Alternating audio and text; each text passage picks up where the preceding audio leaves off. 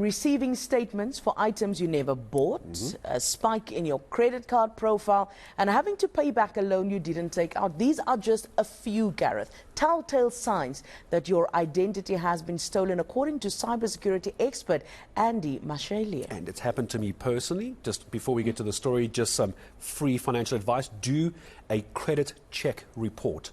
Once a year. They're free. You can just go and type in ID numbers, etc. Do a credit check report every single year. I ended up with a clothing store account in the middle of the Free State a couple of years ago. It wasn't much, but if you didn't notice that, somebody had obviously taken out a clothing account on my ID number as well. So it's just free advice if you want it. It's worth doing. You never know how easily it happens to you. Gareth, just quickly on that, how easy was it to solve that problem? Because many people are saying it's tough. It was easy for you. Very easy. So you just send through, you eventually get hold of the store, the credit provider in this case. They just want a copy of your ID, which has to be from a commissioner of oaths. Yeah. There's a fancy word for that, I've just gone blank. And then a proof of address and a proof of bank statement that you didn't take it out. And it was as simple as that, and I was actually refunded all the costs as well. It was only there for about 3 months. Good so just do a credit check just on that story, please. It's so much easier than you think. So, of course, identity theft, it's a huge, huge issue. It's back in the spotlight after Home Affairs announced that former Miss SA finalist Chidima Adachina's mother could have acquired her documents fraudulently.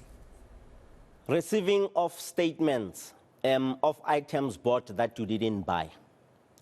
Once again, using those old names of clothing shops. When you receive an account from clothing shop A or clothing shop B, and you have not went in there to buy or purchase goods. Number two, statements, your bank account statements, funny things that are happening with regard to your bank accounts.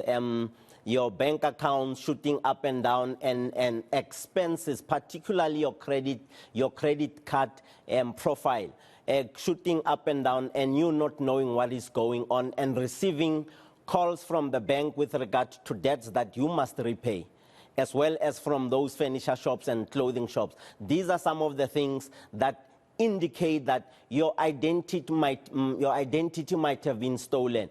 The third one would be when you go and you want to apply for a loan, or your daughter wants to apply for a loan and your ID is required. And when you arrive there, you realize that Tamingubeni, who is not Tamingubeni, used the ID in order to apply for a loan, and you don't know, and you are requested to pay back the loan that you took when you didn't take a loan. So these are some of the very serious things that ruins people, a banking profile and credit profile and bank profiles.